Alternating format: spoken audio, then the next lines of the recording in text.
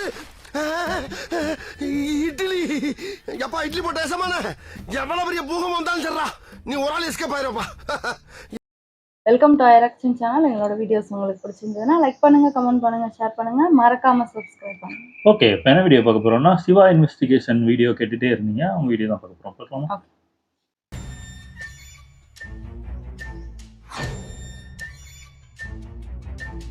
Hi everybody, நான் உங்கள் Siva. Welcome to our channel. இன்றைய காணொலியில் தமிழ்நாட்டினுடைய இயற்கை எழில் கொஞ்சும் இடமான பொள்ளாச்சியில் நடந்த ஒரு அதிபயங்கர அமானுஷியல் சம்பவத்தை தாங்க முழுமையாக பார்க்க போகிறோம். இந்த சம்பவத்தில் அண்ணன் தம்பிக்கிடையே சொத்து பிரச்சனைக்காக ஒரு ஏவலை ஏவி விட்டு அதற்கடுத்து நடந்த திகில் மற்றும் அமானுஷிய நிகழ்வு தாங்க இன்றைய காணொலி. ஸோ இன்றைய காணொலியும் கொஞ்சம் கூட சுவாரஸ்யம் குறையாம நீங்கள் அப்படியே எதிர்பார்க்கலாங்க. இதுபோன்று உங்களுடைய வாழ்க்கையிலும் ஏதாவது திகில் சம்பவம் நடந்துருந்துச்சுன்னா இந்த மின்னஞ்சல் மூலியமாக அதை ஷேர் பண்ணலாங்க. ஒருவேளை மின்னஞ்சல் பண்றது கஷ்டமா இருந்துச்சு அப்படின்னா நம்ம சேனலோட இன்ஸ்டாகிராம் லிங்கை கீழே டிஸ்கிரிப்ஷன்ல கொடுத்துருக்கேங்க. அதில் போய் ஃபாலோ பண்ணிட்டு வாய்ஸ் நோட்டா கூட ஷேர் பண்ணலாங்க. இது வரைக்கும் நம்ம சேனலை நீங்க சப்ஸ்கிரைப் பண்ணாம பார்த்துட்டு இருந்தாலும் சரி, புதிய பார்வையாளராக இருந்தாலும் சரி, சப்ஸ்கிரைப் பட்டன் மற்றும் பெல் ஐகான் இரண்டையுமே கிளிக் பண்ணிருங்க. இல்ல அதான் நம்பிட்டு இருக்காங்க. அதுக்கு முன்னாடி நல்லா இருப்பாங்க. மேரேஜ்னு ஆயிட்டாங்க. அதெல்லாம் உண்மையா நானும் நிறைய கேள்விப்பட்டிருக்கேன். அந்த இது தகடு வைப்பாங்க, அந்த இது சொல்லுவாங்க. இந்த அமானுஷ்ய சம்பவம் நான் ஏற்கனவே சொன்ன மாதிரி தமிழ்நாட்டினுடைய பொள்ளாச்சியிலிருந்து ஒரு 10 கிலோமீட்டர் தொலைவில் இருக்கக்கூடிய ஒரு அழகிய கிராமத்துல 1990ஆம் காலகட்டத்தில் நடந்த திகில் நிகழ்வு தாங்க இந்த நிகழ்வு. இந்த சம்பவத்தை நம்மளுக்கு மின்னஞ்சல் மூலியமாக ஷேர் பண்ணது மகாதேவன் அப்படிங்கிற நம்ம சேனலுடைய சப்ஸ்கிரைபருங்க. இந்த சம்பவம் தற்போது மகாதேவன் இருக்கக்கூடிய அந்த கிராமத்துல 90ஆம் காலகட்டத்தில் நடந்த நிகழ்வுங்க. அப்படி என்ன நடந்துச்சு அப்படின்னு சொல்லி பார்த்தா 90ஆம் காலகட்டத்தில் மணியன் குமாரசாமி அப்படின்னு சொல்லக்கூடிய அண்ணன் தம்பிகள் அம்மாவோடு வாழ்ந்துட்டு இருக்காங்க குடும்பத்துல. மணியன் மற்றும் குமாரசாமிக்கு சிறு வயதிலேயே அப்பா கிடையாதுங்க. மணியன் அப்படிங்கிற இவர் தான் மூத்தவருங்க. அதற்கடுத்து 10 வருடம் கழிச்சுதான் இந்த குமாரசாமி அப்படிங்கிற அவருடைய தம்பி பிறந்திருக்காருங்க. 90ஆம் காலகட்டத்தில் இவங்களுடைய தாய் வந்து ரொம்ப சீரியஸா இருந்திருக்காங்க. அந்த டைம் மணியனுக்கு திருமணமாகி 3 வாரிசுகள் இருந்திருக்காங்க. நான் ஏற்கனவே சொன்ன மாதிரி 10 வருட டிஃப்ரெண்ட் அப்படிங்கிற காரணத்தினால கஷ்டப்பட்டு உழைச்சு அந்த குடும்பத்தையே காப்பாற்றினது மணியன் தாங்க. தன்னுடைய தம்பியான குமாரசாமியும் கல்லூரி வரைக்கும் படிக்க வச்சிருக்காருங்க. அப்போது சீரியஸா இருந்த அவங்களுடைய அம்மா, நான் சாகிறதுக்குள்ள தம்பிக்கும் திருமணம் பண்ணிடுறா அப்படின்னு சொல்லிட்டு மணியன் அப்படிங்கிற இவரை மூத்தவர்கிட்ட கேட்டிருக்காங்க. நான் ஏற்கனவே சொன்ன மாதிரி மணியனுக்கு 3 வாரிசுகள் இருந்தாங்கன்னு சொன்னலையே 90ஆம் காலகட்டத்திலேயே 16-17 வயதுல மூத்த பெண் ஒருத்தங்க இருக்காங்க மகளாக. அதற்கடுத்து 5 வயசு டிஃப்ரெண்ட்ல ஒரு பையனும் 7 வயசு டிஃப்ரெண்ட்ல இன்னொரு மகளும் இருந்திருக்காங்க. இந்த டைம்ல தான் சரி தன்னுடைய தம்பிக்கும் திருமண ஏற்பாடு பண்ணிடலாம் தன்னுடைய அம்மா சாகிறதுக்குள்ள அப்படி சொல்லிட்டு முடிவெடுக்கிறாருங்க. அப்போது தன்னுடைய தம்பியை நல்லா படிக்க வச்ச காரணத்தினால பக்கத்து ஊரை சேர்ந்த நல்ல வசதியான ஒரு பெண் ஒருத்தங்க. அந்த பெண் செல்வி அப்படின்னு சொல்லிட்டுங்க. அந்த பெண்ணுக்கும் அப்பா கிடையாதுங்க. அம்மா மற்றும் தம்பியோடு வாழ்ந்துட்டு இருக்காங்க, நல்ல வசதியானவங்க. அந்த குடும்பத்தில் போய் பெண் எடுக்கிறாங்க. இந்த செல்வியை தன்னுடைய தம்பிக்காக கட்டி வைக்கிறாங்க. திருமணமாகி வந்த உடனே இந்த தம்பியினுடைய மனைவியான செல்வி அப்படிங்கிறவங்களுடைய பேச்சு வந்து அதிகமாக இருக்கணும் அப்படின்னு சொல்லிட்டு நினைச்சாங்க. நான் ஏற்கனவே சொன்ன மாதிரி நல்ல செல்வாக்கானவங்க. அது மட்டும் இல்லாமல் செல்விக்கு ஒரு தம்பி இருக்காரு சொல்லியா, திருமணமாகி வந்த உடனே அவரையும் இவங்களுடைய வீட்டிலேயே கூட்டு வந்து வச்சுட்டாங்க.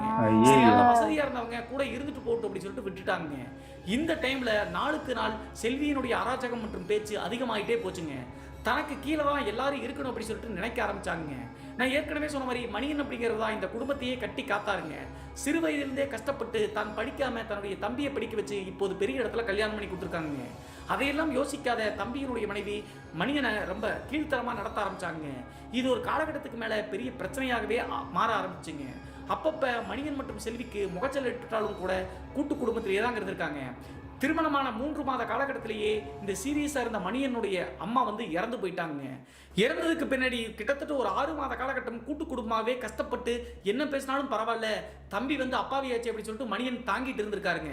6 மாத காலகட்டம் கழிச்சு திடீர்னு ஒரு பெரிய சண்டை ஏற்பட்டு பாகப்பிரிவினை அளவுக்கு வந்துருச்சுங்க.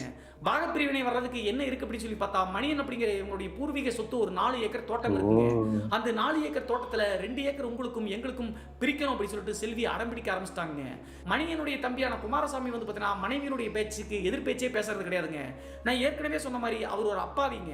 மனைவிக்கு பயந்துட்டு எதிர்த்து பேசாம அப்படியே இருந்திருக்காருங்க. இந்த டைம்ல இதற்கு மேல நம்ம இருந்தா தன்மானத்தை இழக்க வேண்டி வரும் அப்படின்னு சொல்லிட்டு பாகப்பிரிவினை பண்ணிடலாம் அப்படின்னு சொல்லிட்டு மணியனும் முடிவெடுத்துறாருங்க. அவங்க நினைச்ச மாதிரி அந்த 4 ஏக்கர் தோட்டத்துல 2 ஏக்கர் வந்து தம்பிக்கும் இவர் 2 ஏக்கரும் எடுத்துக்கிட்டாருங்க. இதுல இன்னும் ஒரு சிக்கல் என்ன அப்படி சொல்லி பார்த்தா, அந்த 4 ஏக்கர் தோட்டத்துக்கு ஒரே ஒரு கிணறு தாங்க இருக்கு. அந்த கிணற்று பாசனம் மூலியமா தான் விவசாயம் பண்ண முடியுங்க. ஒரு நாள் வந்து அந்த 2 ஏக்கர் தோட்டத்துக்கு அப்படின்னா இன்னொரு நாள் தான் அடுத்த 2 ஏக்கருக்கு இவங்களுக்கு வருங்க. அது மட்டும் இல்லாம தம்பியினுடைய மனைவி என்ன பண்ணிட்டாங்க அப்படின்னா, அந்த பூர்வீக வீடு இருந்துச்சு இல்லையா ஊருக்குள்ள, அந்த வீட்டையும் அவங்களே எடுத்துக்கிட்டாங்க. திட்டம் போட்டு ஏமாத்தியே ஏதோ பண்ணிட்டாங்க. அந்த டைம்ல வீடை அவங்க பேர்ல மாத்தின அடுத்த செகண்டே வீட்டை விட்டு வெளியே போக சொல்லிட்டாங்க மணியனுடைய குடும்பத்தார. மணியன் வந்து 3 வாரிசுகளோடு விதி பிளிங்கி போயிட்டாருங்க. அது மட்டும் இல்லாம 16, 17 வயதுக்கு வந்த ஒரு மூத்த பெண்கார் இருக்காங்களே, தெருவுக்கு வந்துட்டுமே அப்படி சொல்லிட்டு யோசிக்க ஆரம்பிச்சாங்க. அப்போதான் சரி 2 ஏக்கர் தோட்டம் இருக்குல்ல, அந்த தோட்டத்திலேயே போய் குடிசை போட்டு தங்கிடலாம் அப்படின்னு சொல்லிட்டு குடிசை போட்டு தங்க ஆரம்பிச்சாங்க. அந்த டைம்ல கிணத்துல வந்து தண்ணி இல்லாத காரணத்தினால விவசாயம் அந்த அளவுக்கு எடுக்க முடியலைங்க. 3 வாரிசுகளுக்குமே, அதாவது மகள்கள் மற்றும் மகனுக்குமே வந்து சாப்பாடு கொடுக்க முடியாத அளவுக்கு பஞ்சம் வந்துருச்சுங்க வீட்டுல. மணியனும் அவங்களுடைய மனைவியும் சேர்ந்து எப்படியோ கஷ்டப்பட்டு தான் அந்த குடும்பத்தை காப்பாத்திட்டு வந்துருக்காங்க. அது மட்டும் இல்லாம குடிசையினுடைய மத்திய பகுதியில் குடிசை போட்டுக்கூடிய காரணத்தினால மழை காலத்துல என்ன ஆகும் அப்படி சொல்லி பார்த்தா, எலிகள் வந்து நிறைய இருக்கும் இல்லையா, குடிசைக்குள்ளேயே பாம்பு எலிகள்லாம் உள்ள வருவாங்க. அப்படி ரொம்ப கஷ்டப்பட்டு தான் அந்த 3 வாரிசுகளை வளர்த்துட்டு இருந்திருக்காங்க. இந்த டைம்ல தான் இன்னொரு பிரச்சனை வருதுங்க. இந்த செல்வியினுடைய தம்பி ஒருத்தர் இருக்காரு, இங்கேயே கூட்டு விட்டாங்கன்னு சொன்னல, அவர் திடீர்னு ஒரு வாகன விபத்து மூலியமாக அடிபட்டு இறந்து போயிட்டாருங்க. அப்படி இறந்த அடுத்த செகண்டே இந்த செல்வி இவங்கிட்ட பிரச்சனை பண்ணணும் அப்படின்னு சொல்லிட்டு இன்னொரு ஸ்டெப் எடுக்கிறாங்க. என்ன ஆச்சு அப்படி சொல்லி பார்த்தா, இந்த குமாரசாமி அப்பாவையாக இருக்கக்கூடிய காரணத்தினால ஒரு சில மாதங்கள்லேயே, அதாவது மணியன் பிரிஞ்சு வந்த ஒரு சில மாதங்கள்லேயே சொத்தம் முழுவதுமே செல்வியினுடைய பேருக்கு மாத்திக்கிட்டாங்க. அந்த டைம்ல செல்வியினுடைய தம்பி வாகன விபத்துல இறந்து போன காரணத்தினால தம்பியினுடைய சடலத்தை தோட்டத்துல தான் புதைப்ப அப்படி சொல்லிட்டு முடிவெடுத்து பிரச்சனை பண்ண ஆரம்பிச்சிட்டாங்க. ஊர்க்காரங்க மற்றும் சொந்தக்காரங்க எவ்வளவு சொல்லியும் கேட்க மாட்டேன்ட்டாங்க.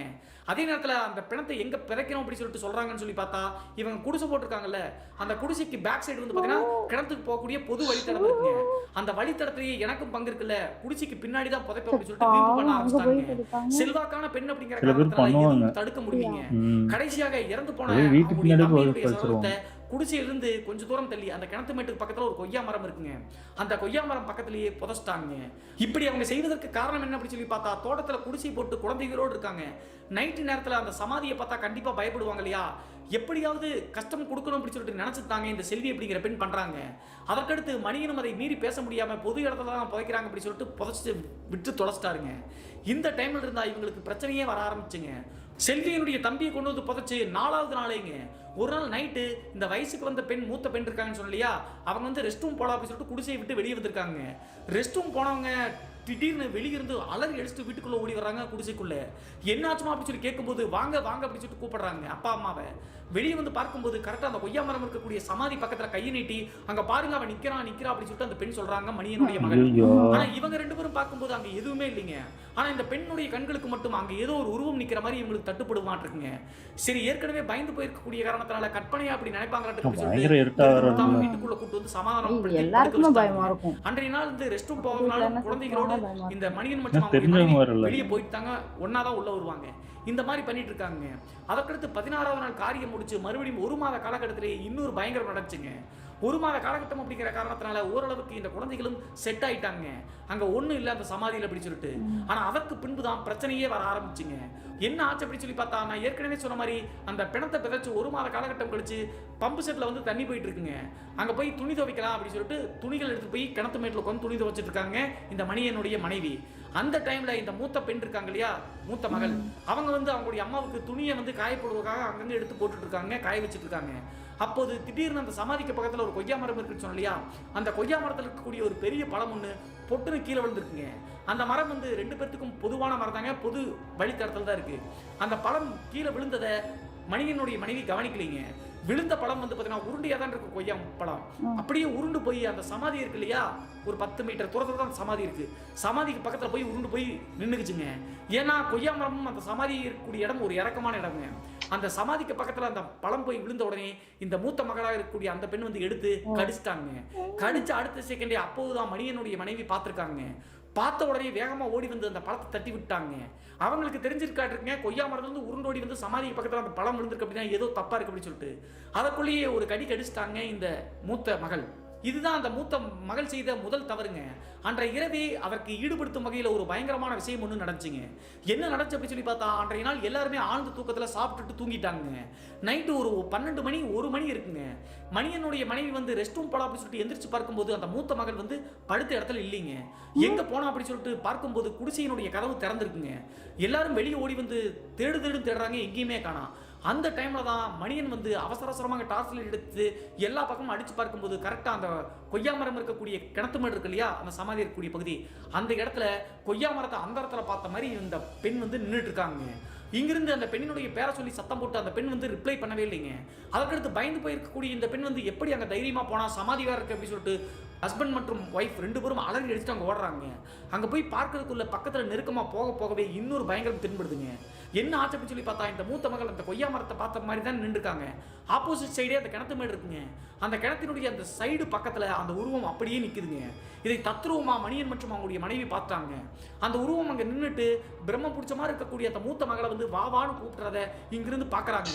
அந்த உருவத்தை பார்த்த உடனே கண்டுபிடிச்சிட்டாங்க, இறந்து போன செல்வியினுடைய தம்பி தான் அப்படி சொல்லிட்டு. எதற்காக இந்த ஆன்மா பண்ணுது அப்படின்னு சொல்லிட்டு இந்த வீடியோவை தொடர்ந்து பாருங்க, உங்களுக்கு புரியும். அது மட்டும் இல்லாமல் உயிரோடு இருக்கும்போது இந்த பெண் மேலே அவருக்கு ஒரு கண் இருந்துச்சுங்க. இந்த பெண்ணை கல்யாணம் பண்ணிக்கலாம் அப்படின்னு சொல்லிட்டு, ஏன்னா கட்டிக்கிற முறை தானே. ஆனால் மணியன் வந்து செல்வியினுடைய குணத்தை பார்த்து தம்பிக்கும் கல்யாணம் பண்ணி கொடுத்தோம் அப்படின்னா நம்முடைய குடும்பம் சீரழிஞ்சு போயிடும் அப்படின்னு சொல்லிட்டு முடியாதுன்னு சொல்லிட்டாருங்க. இப்படி கிணத்து மேட்டு பக்கத்தில் நின்றுட்டு அந்த உருவம் வந்து தன்னுடைய மகளை கூப்பிட்டு இருக்கிறத பார்த்து அவசரமாக வேகமாக ஓட்டம் பிடிச்சி போய் அவங்களுடைய மகளை கட்டி பிடிச்சிட்டாங்க. கட்டி பிடிச்சிட்டு வீட்டுக்கு வர வரைக்கும் இழுத்தாங்க வர்றாங்க. பிரம்ம பிடிச்ச மாதிரி இருக்காங்க. வீட்டுக்குள்ளே கொண்டு வந்து குடிசையில் உட்கார வச்சு, பொள்ளாச்சிக்கு பக்கத்தில் தான் மாசாணியம்மன் கோவில் இருக்குது, அடிக்கடி எங்கே போயிட்டு வருவது வழக்குங்க. மாசாணியம்மன் கோவிலுடைய திருநீர் எடுத்து நெத்தியில் பூசின பின்னாடி தான் அந்த மூத்த மகள் நார்மல் ஆனாங்க. எதுக்குமா அங்கே போன அப்படின்னு சொல்லி கேட்கும்போது அந்த பெண்ணுக்கு எதுவுமே தெரியலிங்க. அந்த பெண் வந்து நான் எங்கே போனேன் அப்படின்னு சொல்லி கேட்குறாங்க. தானாக அங்கே நடந்து போனது, கொய்யா மரத்தில் நின்னது, அந்த உருவம் கூப்பிட்டது, இந்த பெண் அந்த உருவத்து பக்கத்தில் போக பார்த்த எல்லாமே அந்த பெண்ணுக்கு எதுவுமே தெரியலிங்க. அந்த உருவம் வந்து அந்த கிணத்தினுடைய பாம்பேரி சைடு நிற்குதுங்க. பாம்பேரி அப்படின்னா எட்ஜில் நிற்குது. அந்த பெண்ணை வந்து உள்ள தள்ளி கொல்ல பார்த்துருக்க மாட்டேங்க. அதுக்குள்ளதான் இவங்க போய் காப்பாற்றிட்டாங்க. இது எதுவுமே அந்த பெண் தெரியாம தாங்க நான் போகவே இல்லை அப்படின்னு சொல்லிட்டு சொல்றாங்க.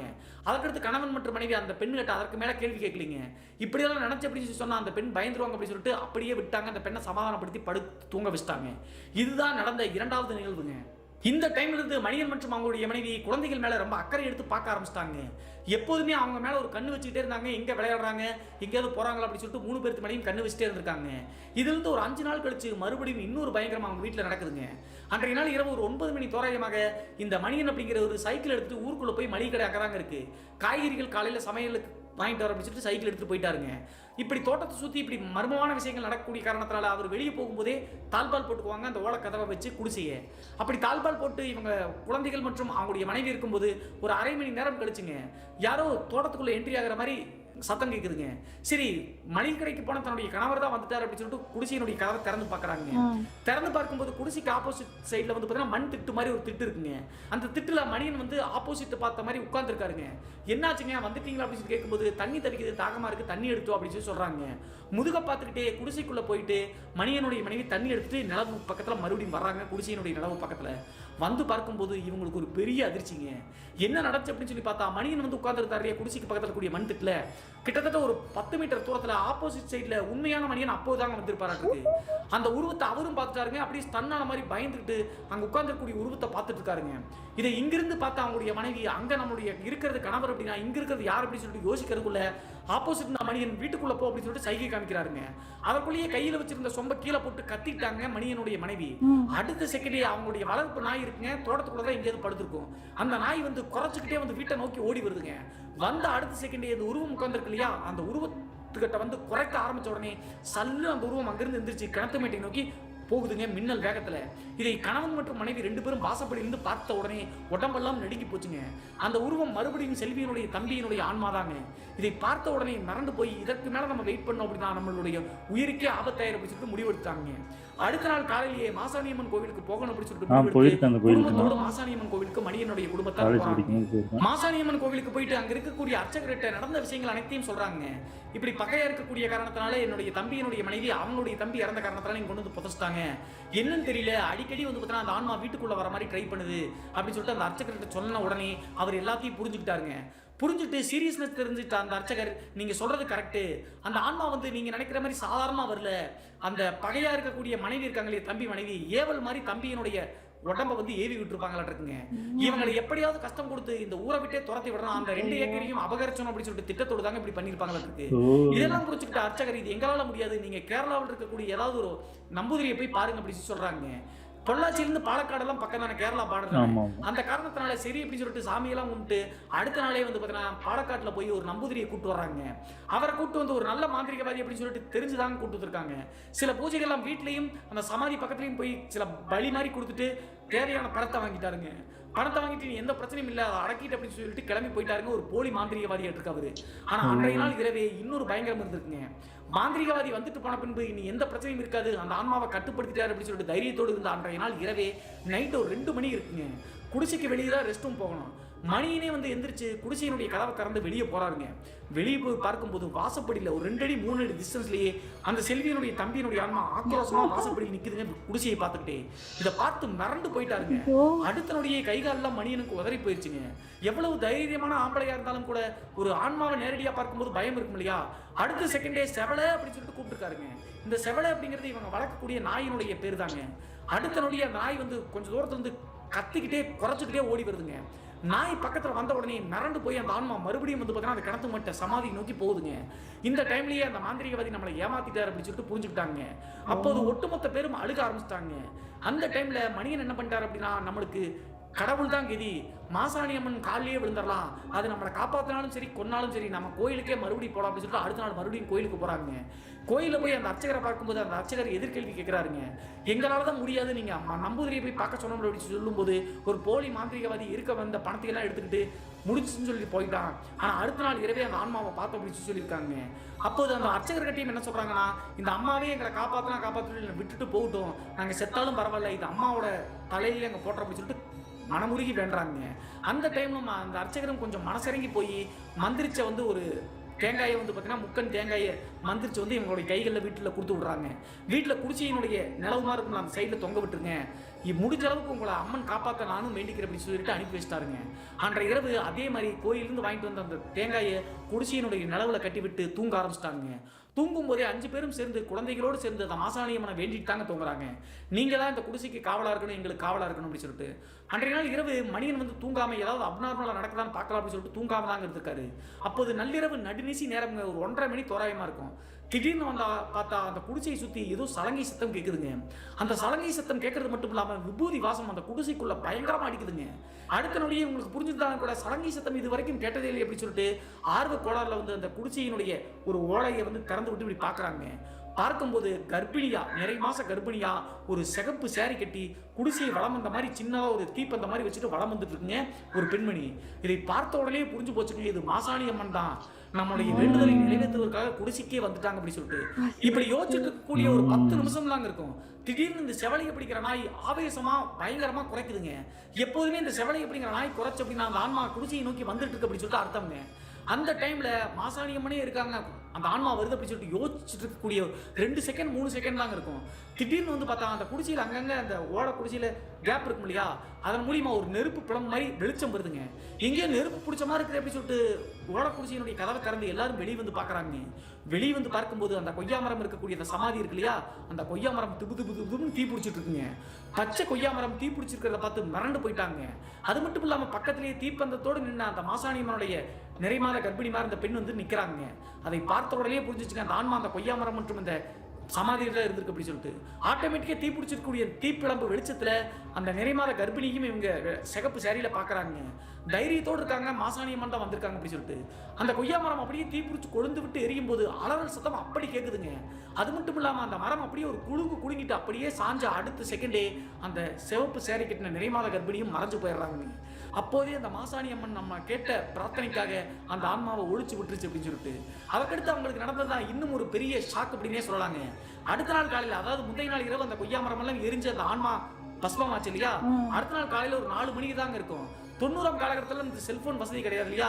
ஊருக்குள்ள இருக்கக்கூடிய யாரோ ஒருத்தர் அவசரமா இங்க குடிசைக்கு வர்றாங்க. வந்துட்டு மணியா ஊருக்குள்ள வாடா, உன் தம்பி குடும்பத்துல ஒரு பிரச்சனை அப்படின்னு சொல்றாங்க.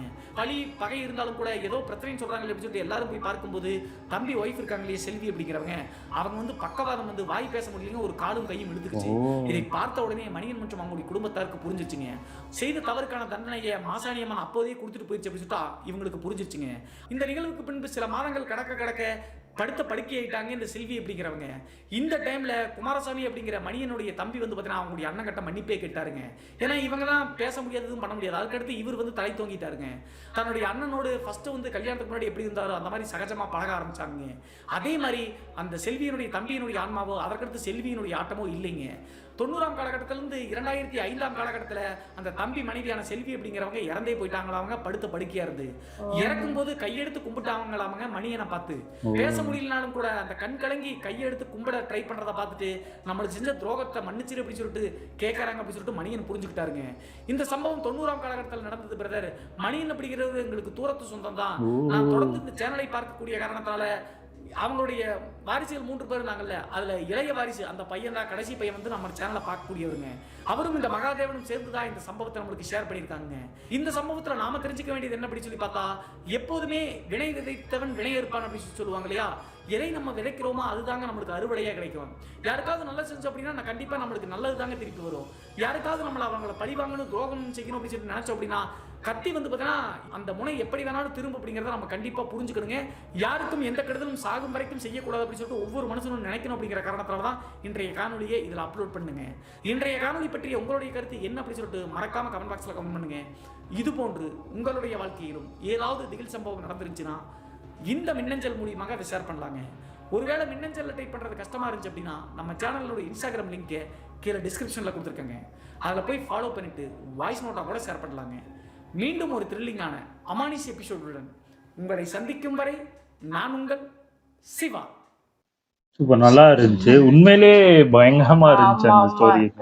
கேட்கவே பயமா. ஆமா ஆமா. ஆனா இது சொல்லுவாங்க, இந்த இந்த சமாதி கிட்ட எல்லாம் போயிட்டு அதுக்கு அங்க வைக்கிற பொருள்லாம் மேக்சிமம் எடுத்துட்டு வரக்கூடாது. அதுக்கு படைக்கிறோம்னா அங்கேயே வச்சுட்டு வந்துடணும். மேக்சிமம் என்ன வாங்கிட்டு போறோமோ அங்கேயே விட்டுட்டு போயிடணும். அங்க விடாம கொண்டு வந்தா அங்க ஏதாவது இதாகும்பாங்க. அப்புறம் இந்த செய்வன இந்த சூனியம் வைக்கிறவங்க எல்லாம் நானும் கேள்விப்பட்டிருக்கேன். அவங்க வச்சு அந்த குடும்பத்தை அது பாதிச்சுட்டு திருப்பி பண்ணவங்களுக்கே வந்து அவங்களையும் சொல்லுவாங்க. ஆனா அது உண்மையா என்னன்னு தெரியல. இதை பார்க்கும்போது உண்மையா முன்னாடி அந்த வீட்டுல இருந்து இந்த தகடு எடுக்கிறது, அந்த இது சூனியம் எடுக்கிறது அப்படிம்பாங்க, என்னென்னவோ சொல்லுவாங்க. இப்பெல்லாம் அப்படி இல்லைன்னு நினைக்கிறேன். முன்னாடி போறாம அப்படின்னு இருக்கும். இப்போ கிராம சைடுல இருக்கும். மேபி கிராம சைடுல இன்னும் ஃபாலோ பண்ணி கிராமத்துல இருந்து திடீர்னு ஒருத்தவங்க நல்லா பெருசா வளர்ந்துட்டாங்கன்னா எல்லாருக்குமே அந்த பொறாம இருக்கும்ல. உண்மையா நல்லா இருந்துச்சு. அதுக்கு அதுக்குள்ளேயே நான் போயிட்டேன். அந்த மாசாணி அம்மன் கோயில் நான் போயிருக்கேன். உண்மையிலே அங்க பயங்கர ஃபேமஸா இருக்கும், பயங்கர கூட்டமா இருக்கும். நான் இப்போ காலேஜ் செகண்ட் இயரோ தேர்ட் இயரோ படிக்கும்போது ஒரு வாட்டி போனேன்னு நினைக்கிறேன். பயங்கரமா இருக்கும் உண்மையிலே. எனக்கு தெரிஞ்சு இப்போ பொள்ளாச்சியில இருக்கவங்கலாம் கண்டிப்பா போயிருப்பாங்கன்னு நினைக்கிறேன். நிறைய பேர். சூப்பரா இருந்துச்சு, நல்லா இருந்துச்சு. ஓகே, வீடியோஸ் உங்களுக்கு பிடிச்சிருந்தா லைக் பண்ணுங்க, ஷேர் பண்ணுங்க, கமெண்ட் பண்ணுங்க, மறக்காம சப்ஸ்கிரைப் பண்ணுங்க. எல்லாருக்கும்